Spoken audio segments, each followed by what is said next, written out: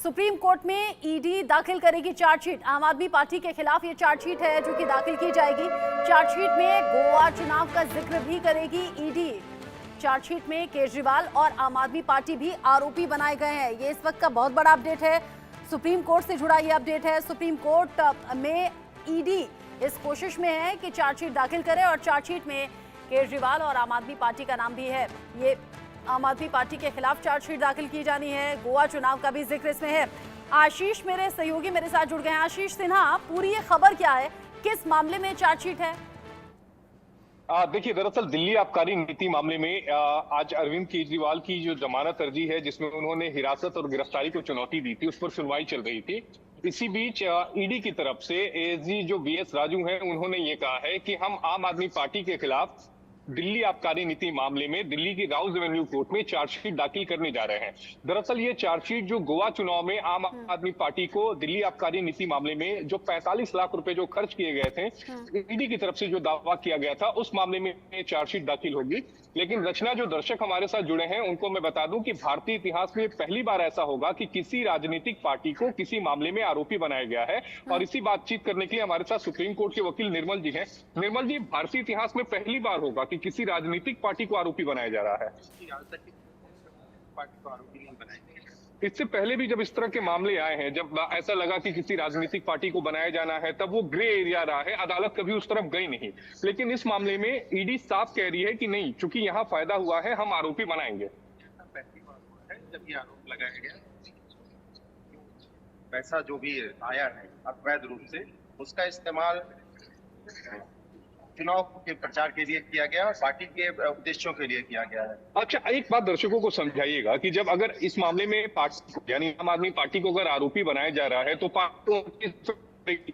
Party के पद पर जो लोग होंगे उनको आरोप वहां पर तलब किया जाएगा, तो वो कौन कौन से लोग होंगे?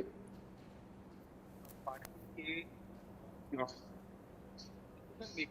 के लिए जो भी डिसीजन मेकिंग में शामिल लोग हैं, सबों को पार्टी के साथ अभी बनाया जाए। तो क्या मान के चलें कि इस मामले में चूंकि अरविंद केजरीवाल आम आदमी पार्टी के संयोजक हैं, उनका नाम तो होगा ही होगा, क्या जो दूसरे पदों पर जो लोग हैं आम आदमी पार्टी में, क्या उनके नाम भी शामिल हो सकते हैं अगर ऐसा कोई है जो डिसीजन मेकिंग में शामिल? हाँ। आशीष, निर्मल कुमार जी जो बात बोल रहे हैं वो बात आप प्लीज दोहराइए, क्योंकि आपकी आवाज क्लियर है, निर्मल सिंह जी की नहीं है। देखिए, दरअसल निर्मल कुमार जी ये कह रहे हैं कि ये पहली बार भारतीय इतिहास में होगा कि किसी राजनीतिक पार्टी को इस मामले में किसी मामले में आरोपी बनाया जा रहा है। चूंकि राजनीतिक पार्टी को आरोपी बनाया जाएगा, तो इसका मतलब ये होगा कि पार्टी तो वहां नहीं आएगी, तो वहां पर पार्टी के जो पदाधिकारी होंगे, जो भी पार्टी के लोग डिसीजन मेकिंग में होंगे, यानी जिन लोगों के देखरेख में ये पूरी दिल्ली आबकारी नीति तैयार की होगी, एक नाम तो हमें समझ में आता है, वो अरविंद केजरीवाल है, क्योंकि वो आम आदमी पार्टी के संयोजक है। अब देखना ये होगा कि अरविंद केजरीवाल को दिल्ली के मुख्यमंत्री के हैसियत से इस मामले में आरोपी बनाया जाता है या फिर आम आदमी पार्टी के संयोजक के तौर पर। अब दूसरी बात ये भी देखनी पड़ेगी कि क्या आम आदमी पार्टी में जो दूसरे पदों पर जो पदाधिकारी हैं, क्या उनको भी इस मामले में आरोपी बनाया जाता है या फिर ये केवल जो जांच होगी वो अरविंद केजरीवाल तक इस पार्टी में सीमित रहेगी। लेकिन ये भारतीय इतिहास में पहली बार होगा कि किसी भी राजनीतिक पार्टी को जांच एजेंसी जो है वो आरोपी बनाने जा रही है। लेकिन एक बात बताइएगा निर्मल जी, ये ग्रे एरिया रहा है, इससे पहले नहीं हुआ है कभी।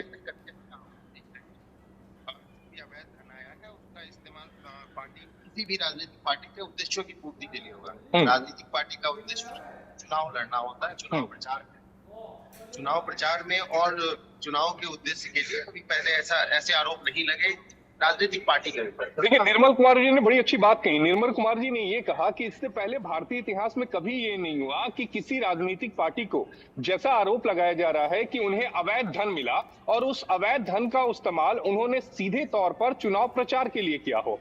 आम आदमी पार्टी यहीं पर फंस रही है। दरअसल ईडी का ये दावा है कि जो 100 करोड़ रुपए का साउथ लॉबी से जो फायदा मिला था आम आदमी पार्टी को और जिसका 45 लाख रुपए गोवा चुनाव में खर्च किया गया था, तो वो सीधे पार्टी को फायदा पहुंचाने के लिए किया गया था। और यही वजह है कि आम आदमी पार्टी को इस पूरे मामले में आरोपी बनाया जा रहा है, क्योंकि ये साफ है कि जो हवाला के जरिए जो ट्रांजेक्शन किया गया, उसका एकमात्र मकसद ये था कि पार्टी को आगे बढ़ाना, पार्टी के कैंडिडेट को जिताना। और यही वजह है कि आम आदमी पार्टी को इस मामले में राज्यों आरोपी से बनाया जा मामला रहा जुड़ता है। हुआ, शराब कंपनियों से नकदी रकम उगाही की और फिर गोवा चुनाव में उसका इस्तेमाल किया गया। अलग अलग सबूत हैं ईडी के पास जो चार्जशीट में जिनका जिक्र अब हो रहा है। आशीष, बहुत शुक्रिया आपका ये सभी अपडेट्स हमारे दर्शकों तक पहुंचाने के लिए। इससे पहले हम राजनीतिक खबरों पर बात कर रहे थे। अरविंद सर, मनोज जी, राहुल लाल जी, बहुत शुक्रिया आपका इन सभी बड़ी खबरों